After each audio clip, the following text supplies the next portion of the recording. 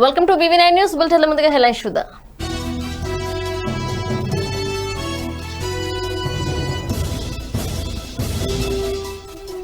ఏకాంతంగా శ్రీవారి బ్రహ్మోత్సవాలు, వాహన సేవలను ఆలయ మాడవీధుల్లో నిర్వహణ.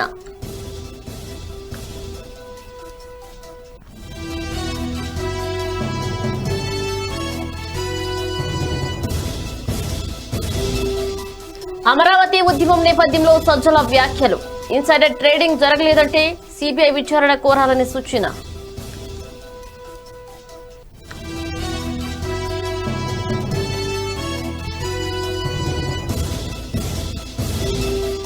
రాష్ట్రాలకు 12,000 కోట్లు దీర్ఘకాలిక రుణం, కేంద్ర మంత్రి నిర్మలా సీతారామన్ ప్రకటన.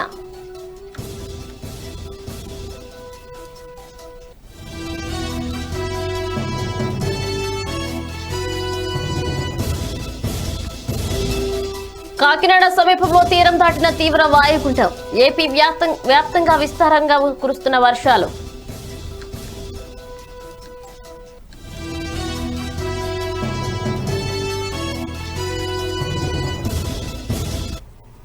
వివరాలకు వెళితే కేంద్ర రాష్ట్ర ప్రభుత్వాలు విడుదల చేసిన కోవిడ్ మార్గదర్శకాల మేరకు భక్తుల ఆరోగ్యాన్ని దృష్టిలో పెట్టుకుని ఈ నెల 16 నుంచి 24వ తేదీ వరకు శ్రీవారి నవరాత్రి బ్రహ్మోత్సవాలను ఏకాంతంగా నిర్వహించాలని టీటీడీ నిర్ణయించింది. ఈ మేరకు టీటీడీ ఈవో డాక్టర్ కెఎస్ జవహర్ రెడ్డి పరిపాలనా భవనంలో కార్యాలయంలో కలెక్టర్ భరత్ గుప్తా, టీటీడీ అదనపు EO A Dharmareddy, DIG Kanthi Ranatata, JEO Basanth Kumar, CVSO Gopinath Jetti తదితరులతో సమీక్ష నిర్వహించారు. కాగా పరిమిత సంఖ్యలో భక్తులను అనుమతించి శ్రీవారి నవరాత్రి బ్రహ్మోత్సవాల వాహన సేవలను ఆలయ మాడవీధుల్లో నిర్వహించాలని ఈ నెల 1న టీటీడీ ప్రకటించింది. అయితే 6న కేంద్ర ఆరోగ్య కుటుంబ సంక్షేమ శాఖ నూతన నిబంధనలు విడుదల చేసింది.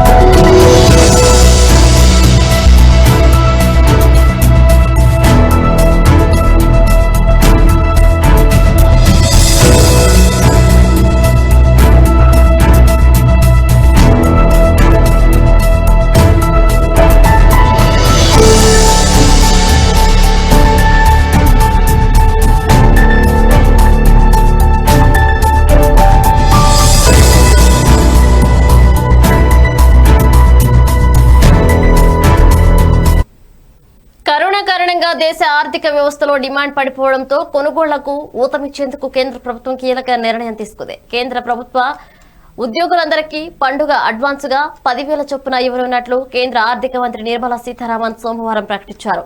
ఈ మొత్తాన్ని 10 వాయిదాల్లో ఉద్యోగి వేతనం నుంచి తిరిగి తీసుకుంటారు. అలాగే ఉద్యోగులకు ఇచ్చే ప్రయాణ భత్యానికి బదులుగా ఈ ఏడాది ఆదాయ పన్ను లేని నగదు ఓచర్లు ఇస్తామని అన్నారు. 10 రోజులకు లీవ్ ఎన్కాష్మెంట్ సౌకర్యం కూడా అందిస్తున్నట్లు చెప్పారు. అయితే ఈ ప్రయోజనాలు పొందేవారు పలు షరతులకు లోబడి కొనుగోలు చేయాల్సి ఉంటుంది. మరోవైపు లాక్డౌన్ కారణంగా ఆదాయాలు పడిపోయి సతమతమవుతున్న రాష్ట్రాలకు 12,000 కోట్లు దీర్ఘకాలిక వడ్డీ రహిత రుణాలను కూడా నిర్మలా ప్రకటించారు.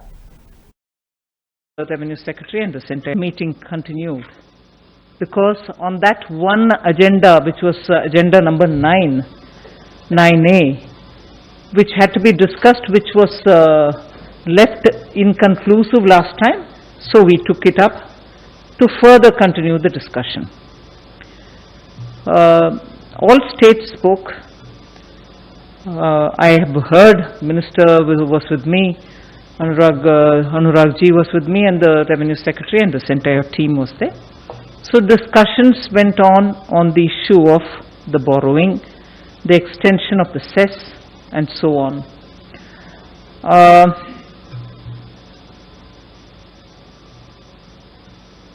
States had voiced their opinions and fairly today continue to voice.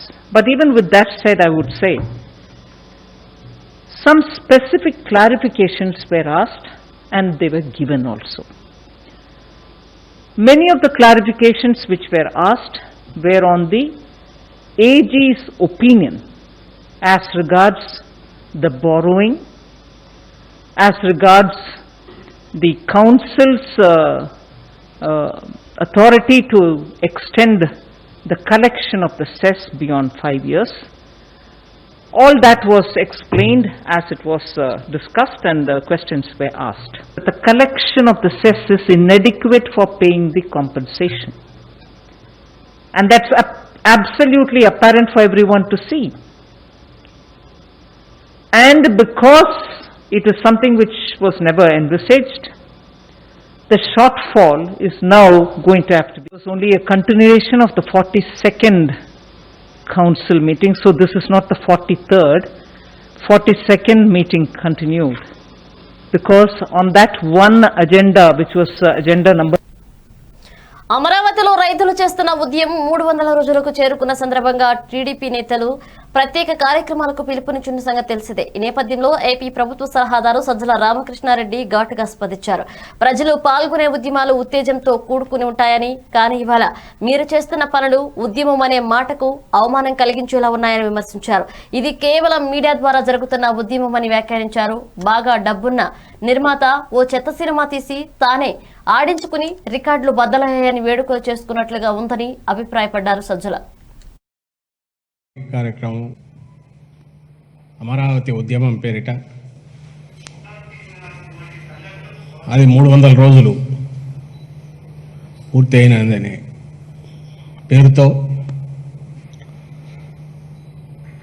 ఒక హడావుడి కార్యక్రమం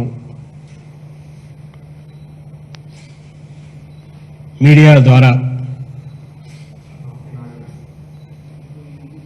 ద్వారా మాత్రమే జరుగుతున్న ఉద్యమానికి 300 రోజులు అయిందని రాష్ట్ర ప్రజలందరికీ తెలియాలనే ఉద్దేశంతో ఒక కార్యక్రమం టేకప్ చేసిన విషయం తెలిసిందే. తెలుగుదేశం పార్టీ నాయకులు, ఆ పార్టీ కార్యకర్తలు. దీనిలో ఇది ఎలా ఉందంటే, బాగా డబ్బులు ప్రొడ్యూసర్ తానే తన కొడుకుని హీరోగా పెట్టుకొని ఒక చెత్త సినిమా తీసి అది ఏ థియేటర్లో ఎవరు ఒప్పుకోకుంటే ఒక థియేటర్ అద్దెకు తీసుకొని ప్రపంచ రికార్డు బద్దలు చేయాలో, గిన్నీస్ బుక్లోకి ఎక్కాలో అన్న పట్టుదలతో 100 రోజులు, 200 రోజులు, 300 రోజులు అని ఆ సందర్భంగా సెలబ్రేషన్స్ చేసుకున్న ఒక విచిత్రమైన నిర్ణయంగా అనిపిస్తుంది. ఇది ఉద్యమం అనే మాటకు అవమానం ఇన్నాళ్ళు అక్కడ జరిగింది. ప్రజలు పాల్గొన్న ఉద్యమాలు ఉత్తేజభరితంగా ఉంటాయి. వాటిలో తెలుగు సీరియల్స్లో ఉన్నట్టు కొత్త బట్టలు కట్టుకొని, లేదంటే కొత్త శాలువాలు వేసుకొని, కొత్త కండువాలు వేసుకొని దినాలు ఉండవు. ట్రిమ్గా తయారై ఒక షో కోసం వచ్చినట్టు, ఒక ప్రదర్శన ఇస్తున్నట్టు, ఒక వీధి నాటకం అన్నాం. ఎందుకంటే వీధి నాటకం అంటే నిజంగా కళాకారులు అలాగే. వ్యవసాయ మోటార్లకు మీటర్లు అమర్చడం వల్ల రైతులకి ఎక్కువ లబ్ధి కలుగుతుందని ముఖ్యమంత్రి వైఎస్ జగన్మోహన్ రెడ్డి పేర్కొన్నారు. తద్వారా రైతులపై ఒక్క రూపాయి కూడా భారం పడబోదని చెప్పారు. ఈ విషయంపై విస్తృత ప్రచారంలో రైతుల అవగాహన కల్పించాలని ఇంధన శాఖ అధికారులను ఆదేశించారు. రైతులకు, వ్యవసాయానికి పగలే 9 గంటల పాటు నాణ్యమైన విద్యుత్ను సరఫరా చేయాలని స్పష్టం చేశారు.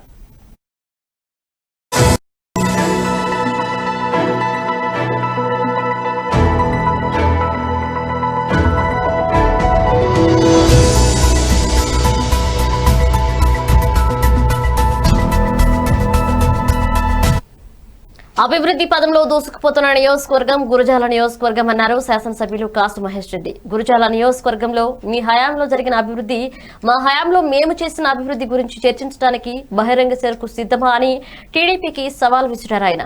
ఆంధ్ర రాష్ట్రంలో 4 మెడికల్ కాలేజీలు మంజూరైతే అందులో ఒకటి మన గురజాల నియోజకవర్గానికి జగనన్న దయతో ఈ ప్రాంతం రావడం జరిగిందని అన్నారు. మీరే చూస్తున్నారు, ఆంధ్ర రాష్ట్రంలో 4 మెడికల్ కాలేజీలు, 175 నియోజకవర్గాలున్న ఆంధ్ర రాష్ట్రంలో 4 మెడికల్ కాలేజీలు ఇస్తే 4ట్లో ఒకటి పులివెందులతో పాటు గురజాల్లో, 12 కొత్తగా పట్టణాలు మున్సిపాలిటీలు చేస్తే దాంట్లో 2 దాచేపల్లి గురజాల నియోజకవర్గం.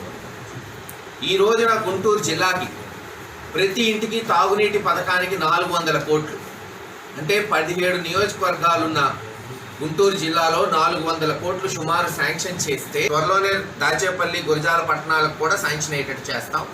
ఈ 58 కోట్లు కూడా త్వరలోనే మనం టెండర్లు పిలిచి మంచి కాంట్రాక్టర్ని పెట్టి పని చేయగలిగితే చాలా మటుకు 60-70% గ్రామాలు, అత్యధిక జనాభా కలిగిన గ్రామాలకి ఇంటింటికి ఇంటి లోపల కుళాయేసి, సరే అబోవ్ పవర్టీ లైన్ ఉన్నోడు వాళ్ళే ఆ కుళాయి పెట్టుకోవాల్సి వస్తుంది ఇంటి లోపలికి. బిలో పవర్టీ లైన్ ఏదైతే SC/ST colonies, BC colony, minority కాలనీలు ఉంటాయో దానికి ప్రభుత్వమే కుళాయి ఏర్పాటు చేసేటట్టు కూడా చర్యలు ఉంటాయి. పూర్తిగా ఈ రూల్స్ రెగ్యులేషన్స్ త్వరలోనే తెలియజేస్తాం. మరొకసారి ఇది చెప్పేది ఏంటంటే, గతంలో తెలుగుదేశం ప్రభుత్వంలో గురజాలంటే అవినీతి, అక్రమాలు రోజు చూసేవాళ్ళం పేపర్లు. ఈరోజు గెలిచినప్పటి నుంచి మొట్టమొదటి బడ్జెట్ నుంచి, బహుశా ఆంధ్ర రాష్ట్ర బడ్జెట్లో ఎప్పుడు గురజాల పేరు వినలేదని కొంతమంది చెప్పారు, నాకు తెలియదు. మొట్టమొదటిసారి బడ్జెట్లోనే జగన్మోహన్ రెడ్డి గారు గురజాల పేరు పెట్టి నామకరణ చేశారంటే దానికి ఎంత ఇంపార్టెన్స్ ఇస్తున్నారు ఇక్కడ అభివృద్ధికి అని తెలియజేయడానికి. తెలుగుదేశం నాయకుల అక్రమ మైనింగ్, ప్యాకాట క్లబ్బులు, గంజాయి, గ్రనైట్లు ఇవి రావట్లే ఇప్పుడు పేపర్లు. అన్ని పేపర్లు, ఏ పేపర్ అయినా సరే గురజాలకి ఇది శాంక్షన్ వచ్చింది, ఇది రాబోతుంది, ఇది చేయబోతున్నారు. పాప కొంతమందికి తట్టడి మట్టి కూడా కనపడట్లేదట. వచ్చి చూస్తే కదా గ్రామానికి పనిచేసేవాళ్ళు. ప్రతి పథకం ఈరోజు ప్రతి ఇంటికి పోవాలంటే వాళ్ళు బ్రహ్మాండంగా పనిచేయాలి, ఓర్పుతో, సహనంతో. ఆంధ్రప్రదేశ్ ప్రభుత్వం సుప్రీంకోర్టు చీఫ్ జస్టిస్ కు రాష్ట్ర ముఖ్యమంత్రి వైఎస్ జగన్మోహన్ రెడ్డి రాసిన లేఖపై ప్రముఖ విశ్లేషకుడు జర్నలిజం ప్రొఫెసర్ నాగేశ్వర విశ్లేషణ. జస్టిస్ రాయడం అంటూ జరిగింది కనుక ఈ లెటర్ విషయాన్ని ప్రధానమంత్రితో, హోంమంత్రితో కూడా ముఖ్యమంత్రి చర్చించాడా, వారి అనుమతితోనే రాశాడా అనే ప్రశ్న కూడా ఉదయించక తప్పదు. ఎందుకంటే జస్టిస్ రమణ త్వరలో సుప్రీంకోర్టు చీఫ్ జస్టిస్ కాబోతున్నాడు. న్యాయంగా సుప్రీంకోర్టులో చీఫ్ జస్టిస్ అయిన వాళ్ళు సహజంగా జనరల్గా అయితే 6 నెలలు, ఏడాది లోపలే ఉంటారు, చాలా లిమిటెడ్ పీరియడ్ ఉంటారు. కానీ జస్టిస్ రమణ చాలా యంగేజ్లో హైకోర్టు అడ్వకేట్ అయ్యారు. నాకు గుర్తున్నంత వరకు ఇది one of the youngest advocates to become high court judge. So high court judge young ఏజ్లో అయ్యారు కనుక ఎక్కువ సమయం, ఎక్కువ కాలం ఆయన సగటున ఒక చీఫ్ జస్టిస్ పదవీ కాలం కన్నా కూడా జస్టిస్ రమణ ఎక్కువ కాలం సుప్రీంకోర్టులో ఉంటాడు. అందువల్ల ఆయన దేశ అత్యున్నత న్యాయస్థాన ప్రధాన న్యాయమూర్తిగా లేదు. అయితే జగన్మోహన్ రెడ్డి పాయింట్, ప్రభుత్వం చెప్పేది డీస్టెబిలైజ్ అన్న పెద్ద పదం వాడారు. ఎస్, నా ప్రభుత్వానికి ఇబ్బంది కలిగించే తీర్పులు ఇస్తున్నారు, నా ప్రభుత్వానికి అప్రతిష్ట పాలు అవుతోంది ఈ తీర్పుల వల్ల అని అంటే అర్థం ఉంది. కానీ డీస్టెబిలైజ్ అంటే అసలు జగన్మోహన్ రెడ్డి ముఖ్యమంత్రి ఉండకుండా చేసే స్థాయిలో కోర్టు తీర్పులు ఉన్నాయని నేను అనుకోను. అఫ్ కోర్స్ ఆ లెటర్లోనే చెప్పినట్లు కనీసం ఒక 100 కేసుల్లో జడ్జిమెంట్లు నాకు వ్యతిరేకంగా వచ్చాయని. ఎస్, వ్యతిరేకంగా రావచ్చు. ఇప్పుడు ఉదాహరణకు నిమ్మగడ్డ రమేష్ కుమార్ కేసు, అది వ్యతిరేకంగా వస్తుందని తెలిసిన కేసే అది. అలాగే రంగుల మార్పు కేసు వ్యతిరేకంగా వస్తుందని తెలిసిన కేసే. అందువల్ల ఇలాంటి రాజ్యాంగపరమైన అంశాలు స్పష్టంగా ఉన్నాయి, కేసు తీర్పులు ఉన్నాయి, కొన్ని ఇతర తీర్పులున్నాయి. ప్రధానంగా ఆంధ్రప్రదేశ్ హైకోర్టు ఇచ్చిన ఒక తీర్పు మాత్రం వివాదాస్పదంగా కనబడ్డది, కొంత ఎబ్బెట్టుగా కూడా కనిపించింది. అదేంటంటే మాజీ అడ్వకేట్ జనరల్ పైన విచారణే ఉండకూడదు అని, అలాగే అమరావతి భూముల కుంభకోణం విచారణ పైన ముఖ్యంగా దానిపైన ఏమీ రాయకూడదని కూడా గ్యాగ్ ఆర్డర్ ఇవ్వడం మాత్రం కాస్తంత ఆశ్చర్యాన్ని కలిగించింది. ఇందులో జస్టిస్ రమణ కూతుర్లు కూడా ఉన్నారు అని వచ్చినప్పుడు అది గ్యాగ్ ఆర్డర్ రావడము, విచారణను నిలిపివేయమని ఆదేశించడం, మరింతగా హైకోర్టు తీర్పులపైన ప్రశ్నలు రావటానికి అవకాశం వచ్చింది. ఆ అంశాల్ని కూడా ముఖ్యమంత్రి ఈ లేఖలో ప్రస్తావించారు. అందువల్ల జస్టిస్ రమణకు పర్సనల్ ఇంట్రెస్ట్లు ఉన్నాయని ఎస్టాబ్లిష్ చేసేటువంటి అంశాన్ని కూడా ఇందులో వ్యక్తం చేశారు. ఎందుకంటే తన ప్రభుత్వానికి వ్యతిరేకంగా వ్యవహరించడంలో జస్టిస్ రమణకు పర్సనల్ ఇంట్రెస్ట్ ఉన్నాయని కూడా పేర్కొన్నారు. ఇక ఇంకో ముఖ్యమైన విషయం ఏంటంటే జస్టిస్ రమణకు తెలుగుదేశం పార్టీ నాయకుడు చంద్రబాబు నాయుడు బిహెస్ట్లో పనిచేస్తున్నారు అనేది ఇంకో ముఖ్యమైన ఆరోపణ. జస్టిస్ రమణ పూర్వాశ్రమంలో అంటే జడ్జి కాకముందు అడ్వకేట్గా ఉన్నప్పుడు తెలుగుదేశానికి చాలా సన్నిహితంగా ఉన్న వ్యక్తి, అందులో అనుమానం లేదు, అందరికి తెలిసిన విషయమే. ఒక్క జస్టిస్ రమణే కాదు, రాజకీయ నేపథ్యాలున్నవారు, రాజకీయ నాయకులకు లాయర్లుగా వివాదాస్పద కేసులో వాదించిన వారు, సుప్రీంకోర్టులో హైకోర్టులో. సినీ నటి ఖుష్బూ సుందర్ బీజేపీ తీర్థం పుచ్చుకున్నారు. న్యూఢిల్లీలోని బీజేపీ జాతీయ కార్యాలయంలో కాషాయం కండువా కప్పుకున్నారు. ఆమె సభ్యత్వాన్ని నమోదు చేసుకున్న సందర్భంగా ఆమెకు రసీదు అందించారు. అంతకుముందు సీనియర్ నేతలు ఆమెకు పుష్పగుచ్చం ఇచ్చి స్వాగతం పలికారు. కాంగ్రెస్ పార్టీలో ఉన్నత స్థాయిలో ఉన్న కొందరు నేతలు క్షేత్రస్థాయిలో పరిస్థితుల గురించి తెలియకుండానే ఆదేశాలు ఇస్తున్నారని, ఇది నచ్చకనే కాంగ్రెస్ పార్టీని వీడుతున్నట్లు ఖుష్బూ సుందర్ తెలిపారు. ఈ మేరకు తన రాజీనామా లేఖలో పేర్కొన్నారు. 2010లో డీఎంకే అధికారంలో ఉన్న సమయంలో ఖుష్బూ ఆ పార్టీ కోసం పనిచేశారని తెలిపారు.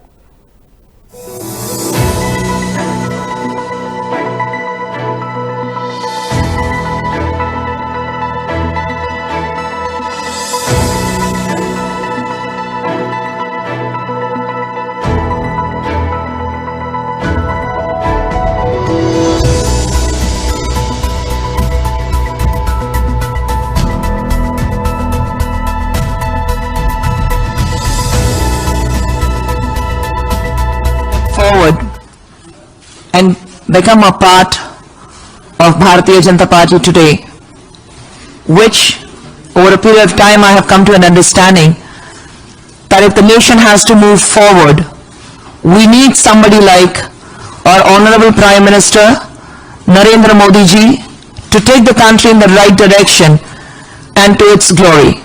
I am completely at service to Bharatiya Janata Party, and I promise to do my best at the responsibilities that will be given to me, and I'll do my best to make sure that my state, Tamil Nadu, sees victory in the upcoming election.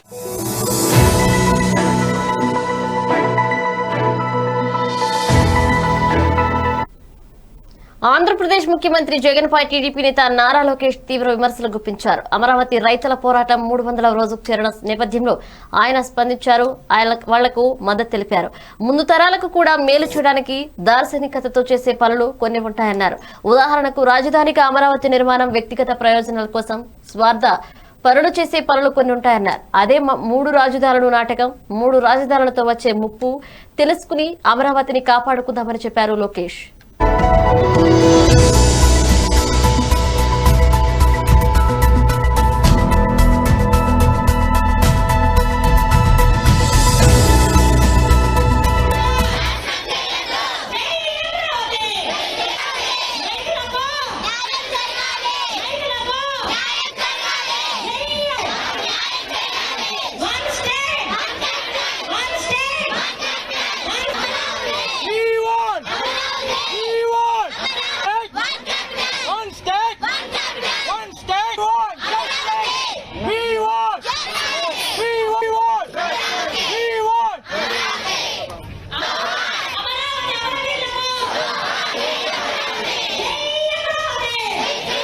ఈరోజు అమరావతి ఉద్యమం 300 రోజులు చేయండి.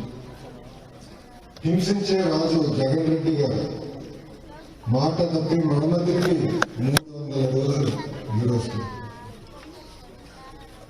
కరోనాకి భయపడకుండా, పోలీసులతో దొంగ కేసులు పెట్టించినా భయపడకుండా 300 రోజుల పాటు రైతులు, మహిళలు, యువకులు పెద్ద ఎత్తున ధర్నా చేసినందుకు. భారత ఉపరాష్ట్రపతి వెంకయ్యనాయుడు కరోనా నుంచి కోలుకున్నారు. ఆయనకు తాజాగా నిర్వహించిన కరోనా టెస్టులో నెగిటివ్ వచ్చింది. వెంకయ్యనాయుడుకు ఎయిమ్స్ వైద్య బృందం సోమవారం పీసీఆర్ టెస్టులు నిర్వహించింది. వెంకయ్యకు కరోనా నయమైందని వెల్లడి కావడంతో అందరిలోనూ నిశ్చింత ఏర్పడింది.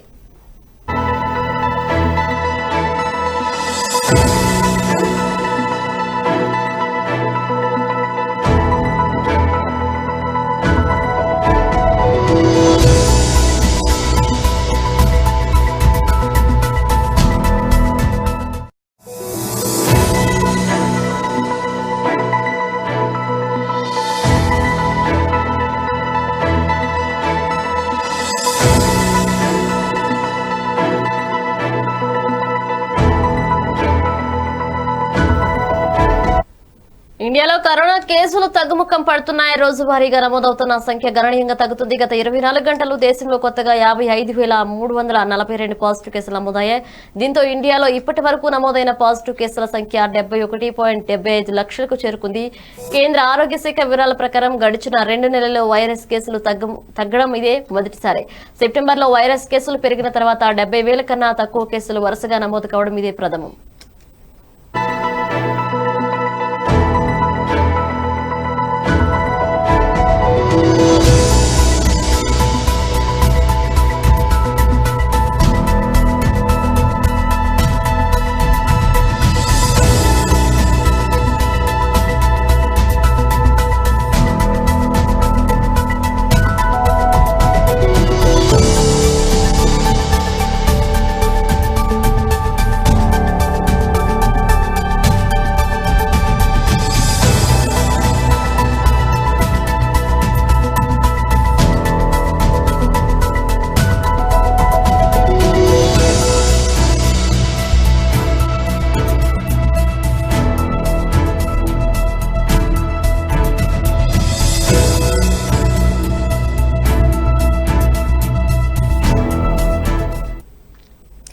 ఏపీని వణికిస్తున్న తీవ్ర వాయుగుండం అనుకున్నట్టే ఈ ఉదయం విశాఖపట్నం నరసాపురం మధ్య కాకినాడ సమీపంలో తీరం తట్టింది. గంటకు 17 కిలోమీటర్ల వేగంతో తీరం వైపు దూసుకొచ్చిన వాయుగుండం కాకినాడ సమీపంలో భూభాగాన్ని తాకినట్లు అధికారులు తెలిపారు.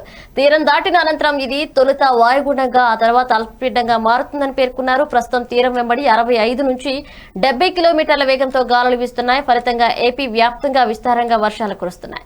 లోతట్టు ప్రాంతాల ప్రజలను ముందు జాగ్రత్త చర్యగా సురక్షిత ప్రాంతాలకు తరలిస్తున్నారు.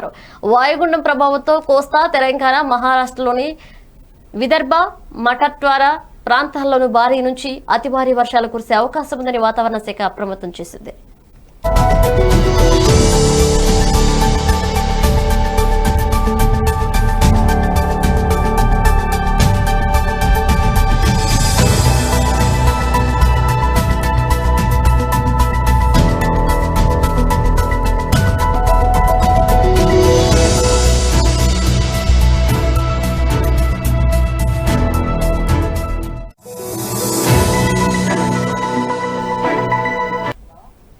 బులెటిన్ ముగించే ముందు హెడ్లైన్స్ మరోసారి చూద్దాం.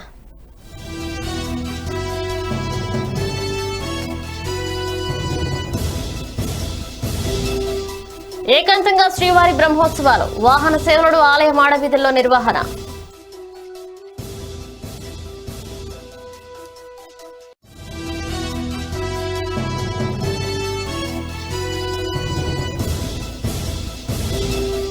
అమరావతి ఉద్యమం నేపథ్యంలో సజ్జల వ్యాఖ్యలు, ఇన్సైడర్ ట్రేడింగ్ జరగలేదంటే సిబిఐ విచారణ కోరాలని సూచన.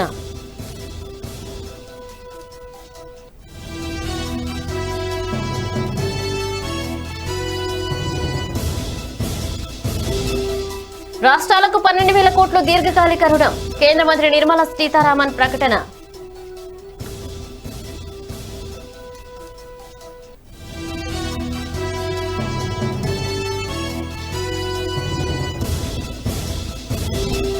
కాకినాడ సమీపంలో తీరం దాటిన తీవ్ర వాయుగుండం, ఏపీ వ్యాప్తంగా విస్తారంగా కురుస్తున్న వర్షాలు.